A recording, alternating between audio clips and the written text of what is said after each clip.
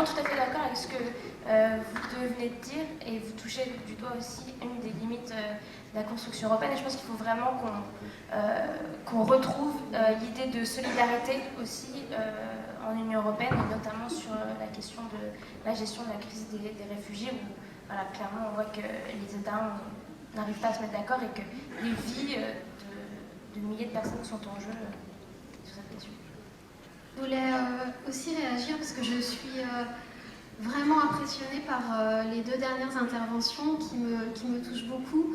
Et je voulais faire le lien avec l'intervention précédente parce que, en fait, vous touchez du doigt quelque chose de très juste, qui est que toutes les choses qui politiquement sont très importantes, c'est-à-dire la monnaie, c'est-à-dire la question des frontières, c'est-à-dire les relations internationales, ces choses-là, justement, elles n'entrent pas dans le processus ordinaire où tous les pays s'expriment à la majorité. Ces choses-là, elles sont discutées de manière avec une majorité qualifiée beaucoup plus importante, de sorte que les partenaires franco-allemands doivent, pour que ces choses-là avancent, jouer un rôle très important. Sinon, ça n'avance pas.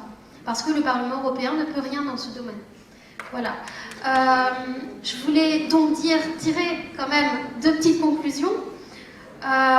C'est pas du prosélytisme parce que je vous invite pas à voter pour un parti en particulier, simplement attirer votre attention sur deux choses. La première, c'est que vous êtes conscient de l'importance de la France dans l'avenir de l'Europe. Ça veut dire qu'en tant que citoyen français, vous avez aussi comme devoir de vous préoccuper de cela. Quand vous votez, regardez la politique européenne des candidats. La deuxième chose, c'est que vous savez peut-être que l'année prochaine, on aura des élections européennes.